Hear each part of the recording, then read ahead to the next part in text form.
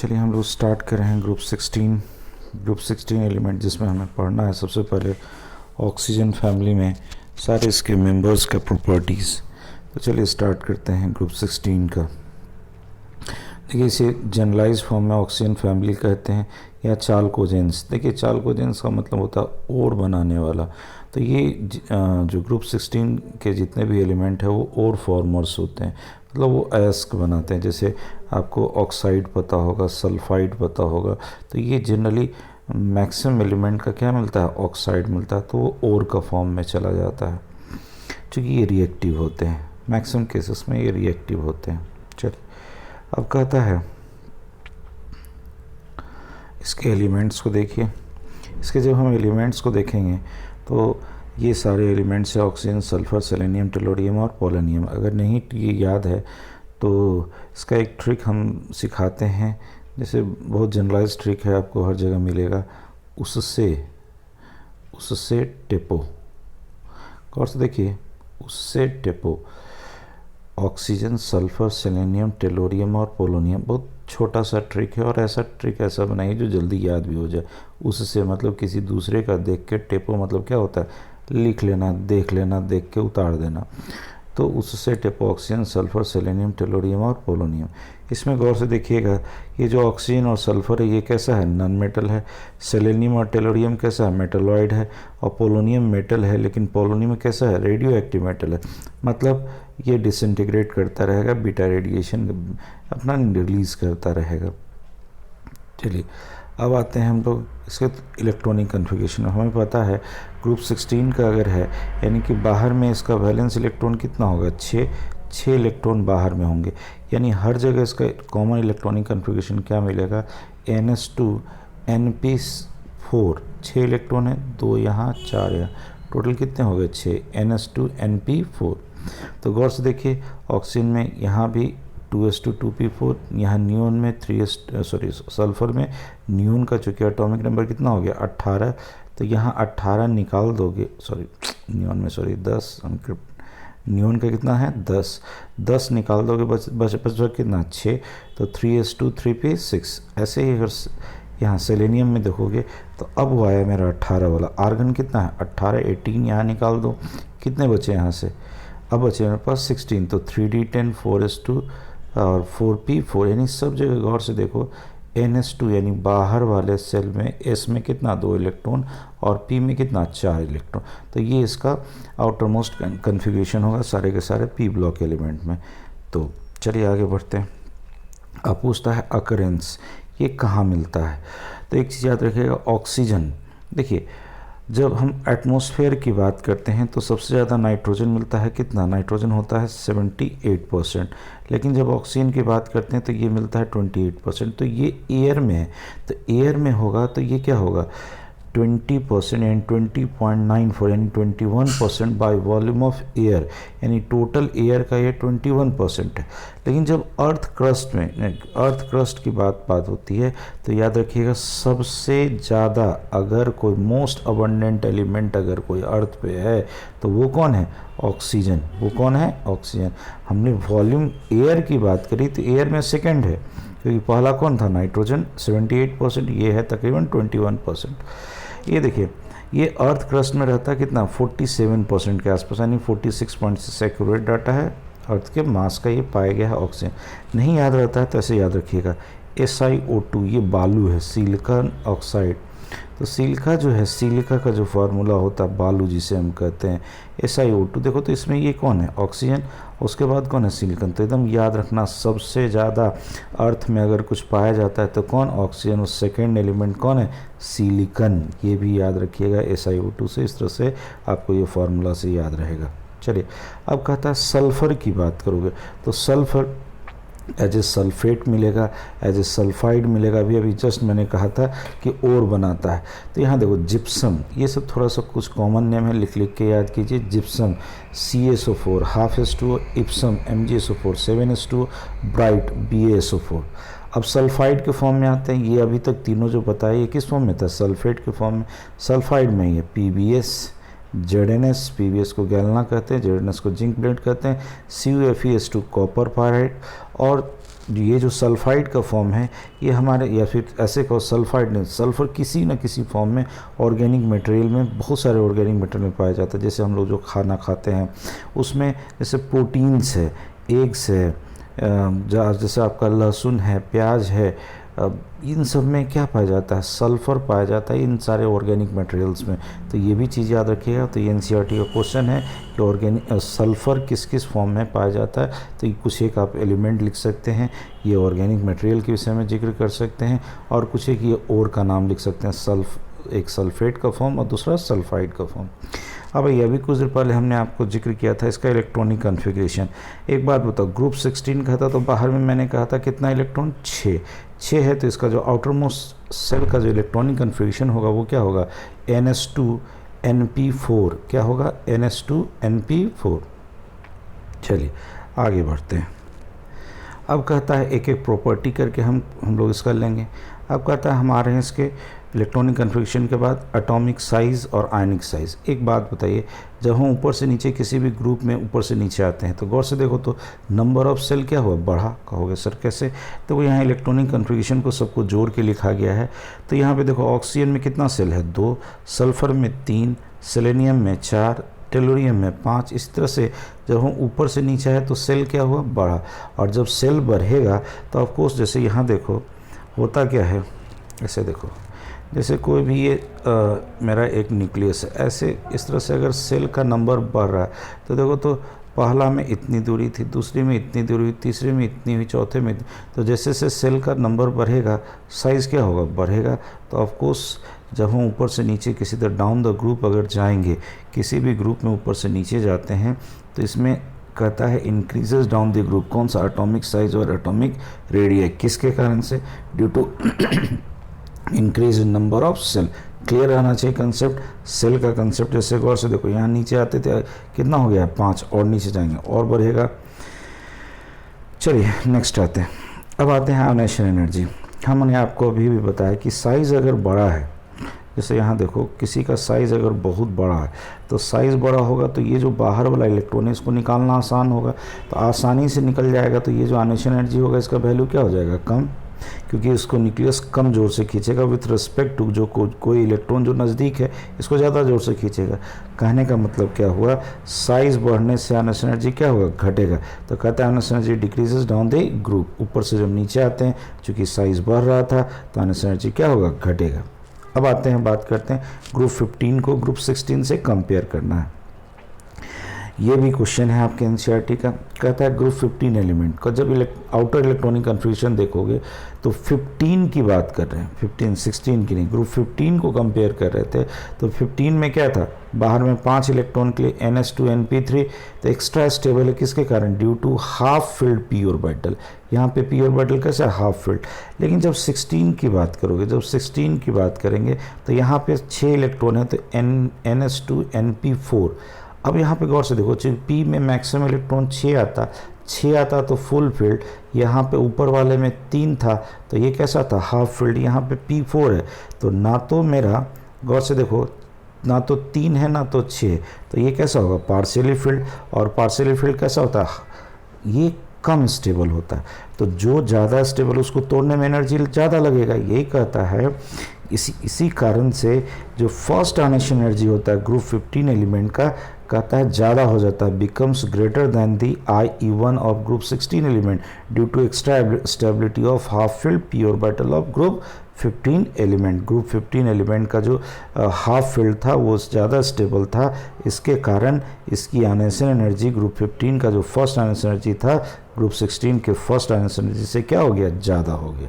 Simple है, जिसकी stability ज़्यादा है उसको तोड़ने में ज़्यादा एनर्जी लगेगा, so it is more stable. चलिए अब आते हैं इलेक्ट्रॉन गेन एंथैल्पी की तरफ। देखिएगा ये भी वही साइज़ के इन्वर्सली है, यानी जब हम ऊपर से नीचे आएंगे तो साइज़ बढ़ेगा। तो कहता है value of electron affinity decreases down the group. Clear है, but electron affinity of oxygen is less than sulphur. देखिए ऑक्सीजन के नीचे है सल्फर, ऊपर से नीचे आ रहे हैं तो साइज़ चूँकि बढ़ रहा है तो इलेक्ट्रॉन एफिनिटी क्या रहना चाहिए, घटना चाहिए। लेकिन ऑक्सीजन का कम पाया गया है।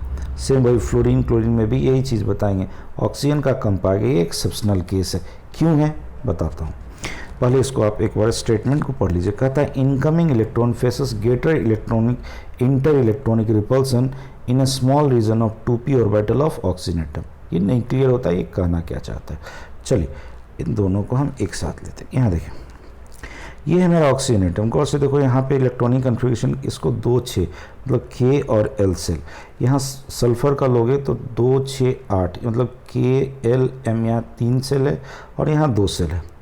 तो अंदर का अरेंजमेंट को छोड़ दो क्योंकि जो इलेक्ट्रॉन बाहर से आएगा उसको रिपल्सन यही बाहर वाला इलेक्ट्रॉन करेगा।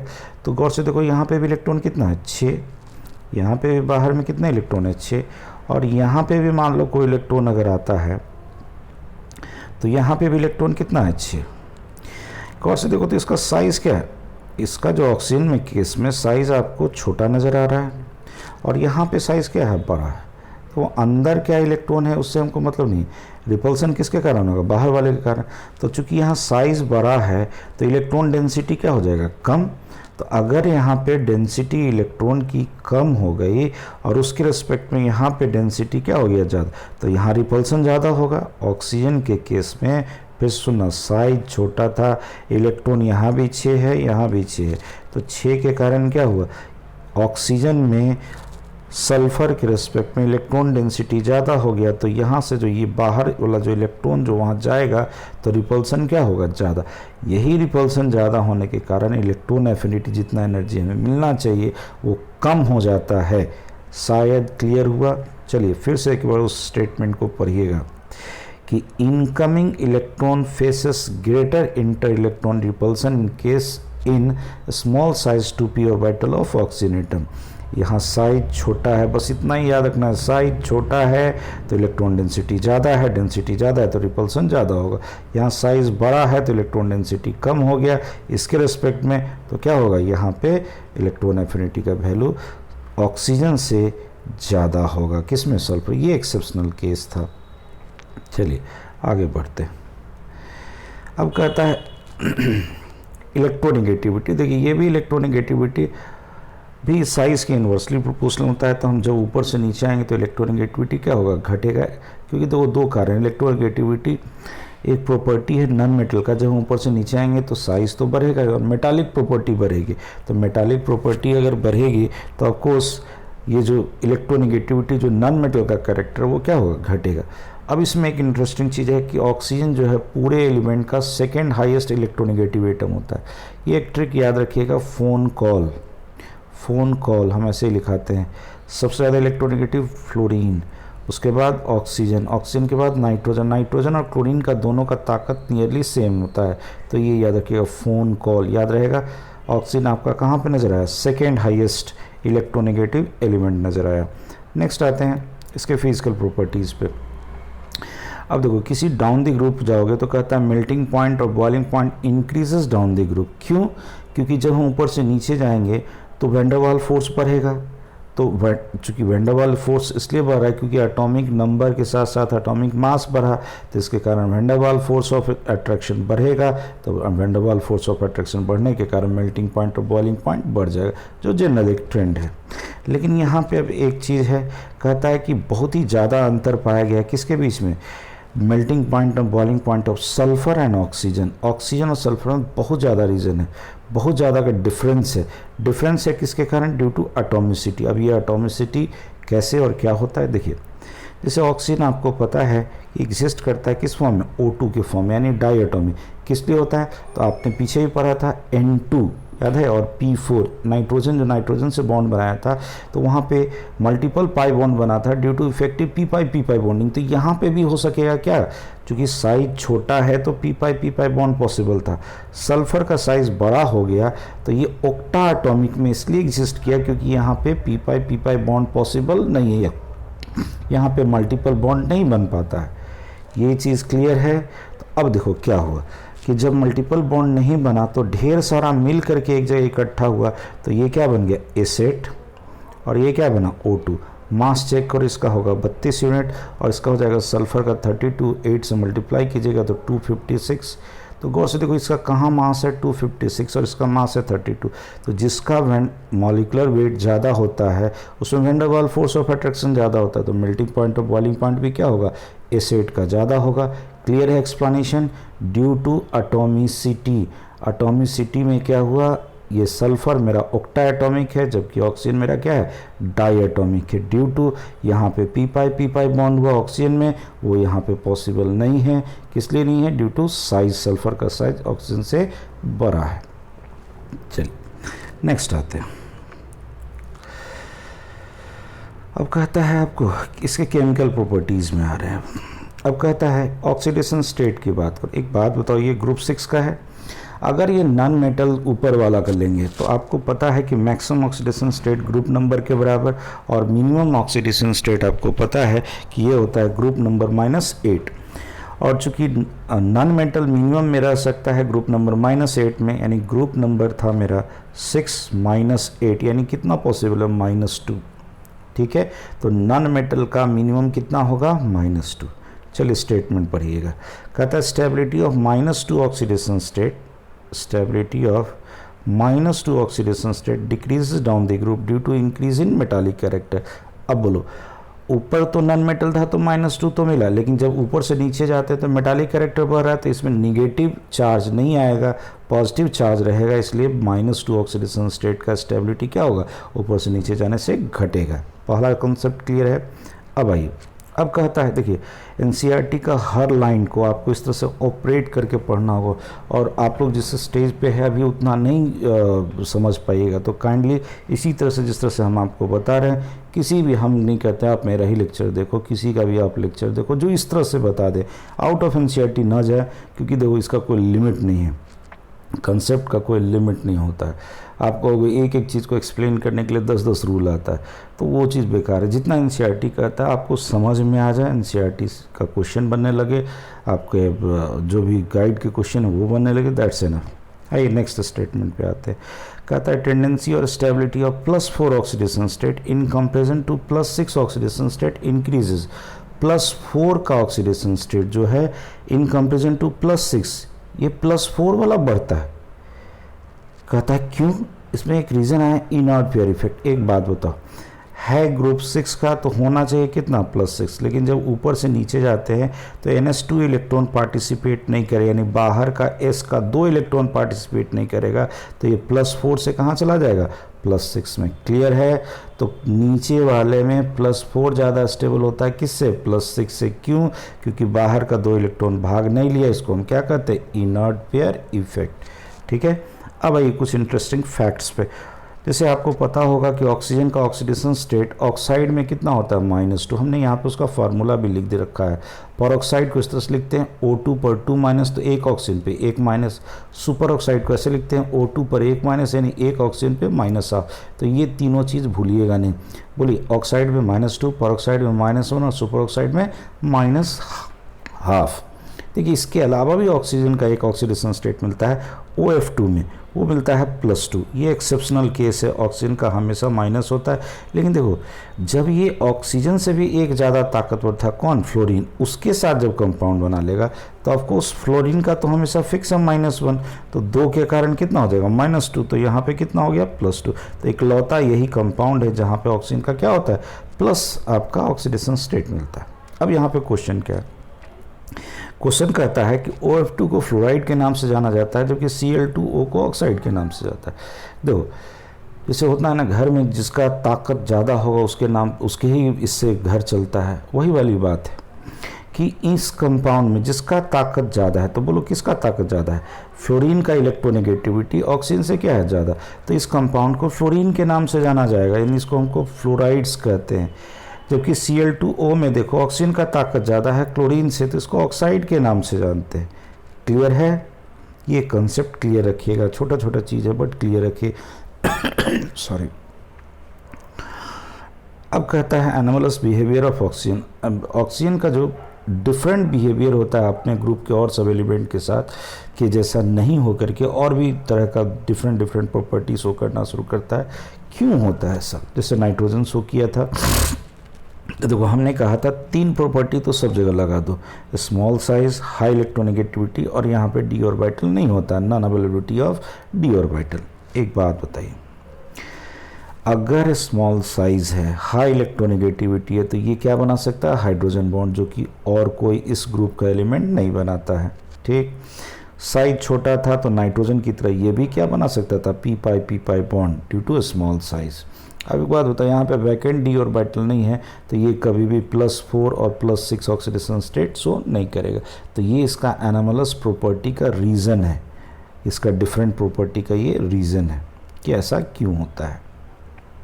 चलिए अब नेक्स्ट टॉपिक पे आते हैं। ये कहता है रिएक्टिविटी विथ हाइड्रोजन। हाइड्रोजन के साथ अगर रिएक्ट करेगा तो ये जितना भी एलिमेंट है वो क्या बनाएगा, हाइड्राइड्स। अब इस सारे हाइड्राइड्स को हम एक बार चेक करते हैं, इस ग्रुप के सारे हाइड्राइड को चेक करेंगे, उसमें हम कुछ एक कैरेक्टर देखेंगे।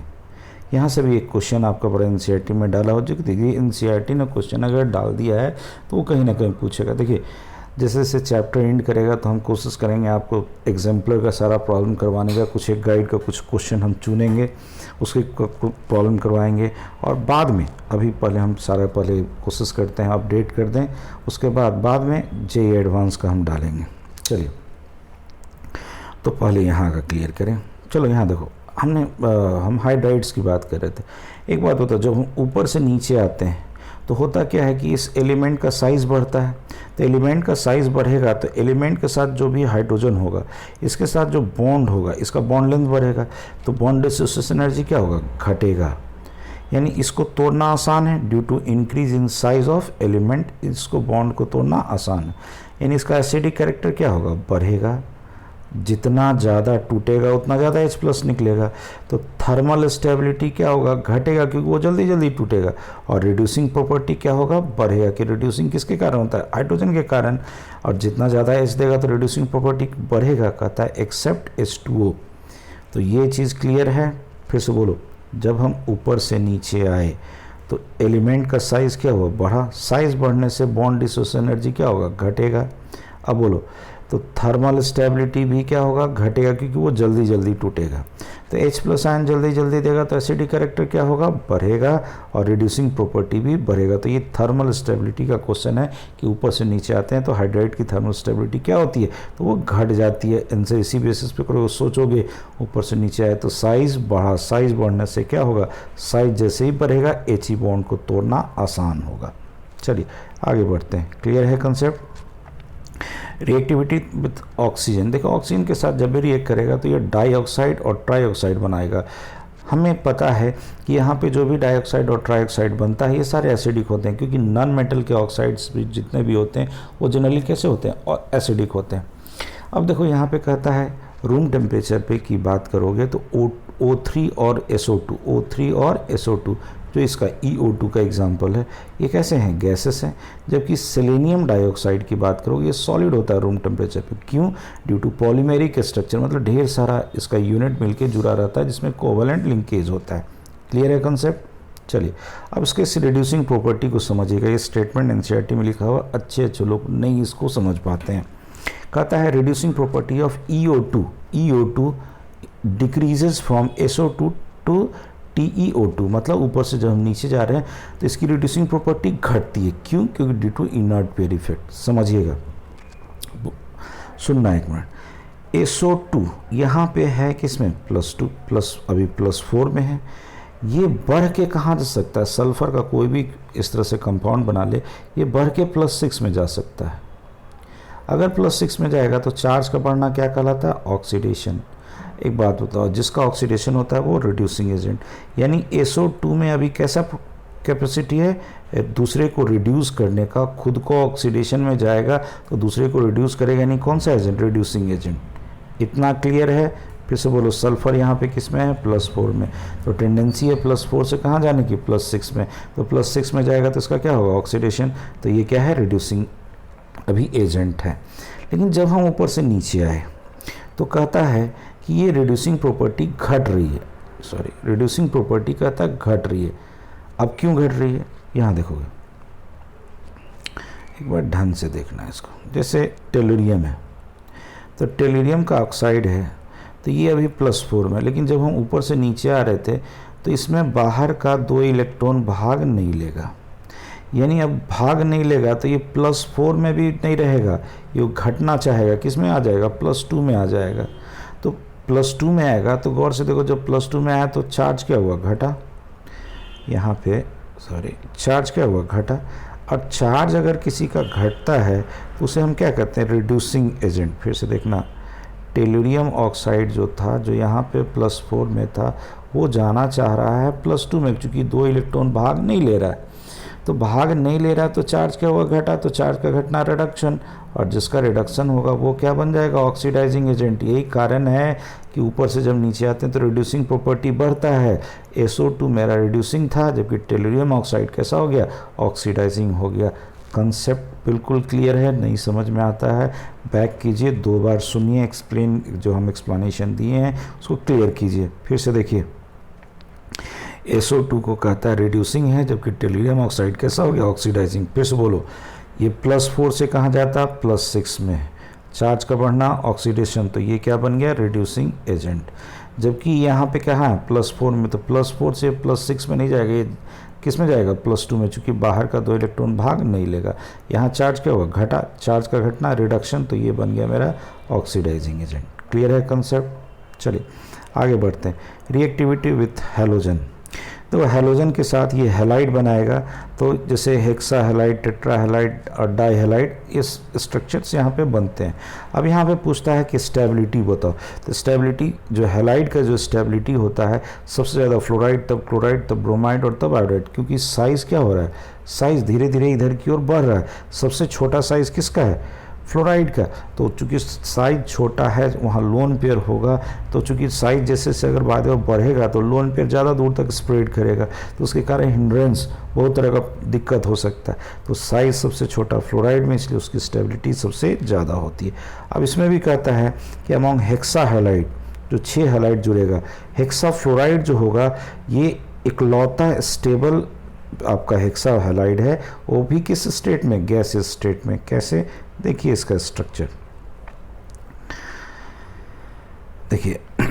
SF6 की बात आप करोगे तो SF6 में आप देखोगे तो SF6 को गौर से देखो, ये ऑक्टाहेड्रल स्ट्रक्चर है आपका।